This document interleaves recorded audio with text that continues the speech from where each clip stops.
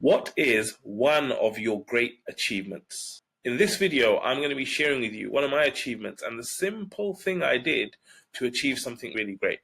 Now, the thing for me is when I think back upon my achievements, the one I think that really impacted me hugely and I felt massively was getting a first class degree at university.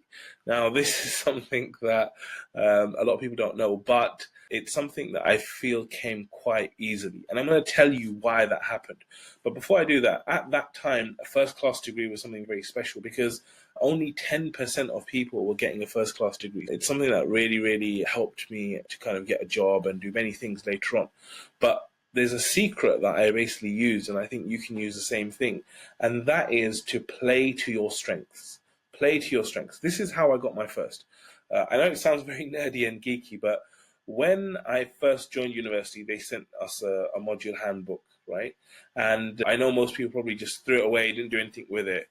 I sat down and I said, let me understand this thing. What is this all about?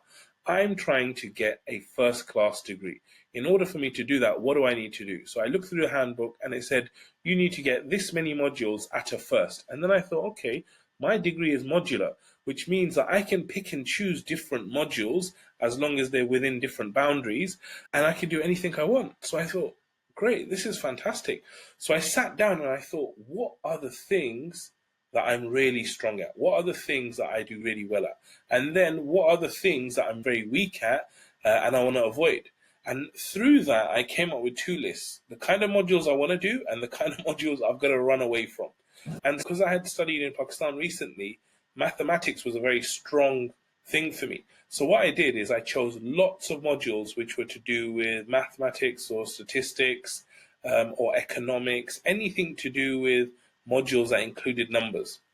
And then other areas that were weak, I stayed away from and made sure I didn't do. So I picked and chose things that were according to my strength. And then as I started to go through them and do the exams, they were very natural. I found them very easy. And alhamdulillah, at the end of it, I ended up with a first class degree. And I think there's a massive lesson here for you, for your organizations, for the things that you do, that it's very easy for us as people to pick out our strengths and to keep continuing to master those things. Because if we focus on the weak things and we keep trying to make them stronger, we usually end up with just like some stronger weaknesses. So what I would say is that as a general rule, you need to think about what are the things you're good at and really focus on building those strengths to the point of mastery. Of course, there are areas that are weak areas, that are things that need to be developed. Now, I'm not saying that you don't develop those. Of course, you should develop those. And there's things that you can be great at that you're not great at now.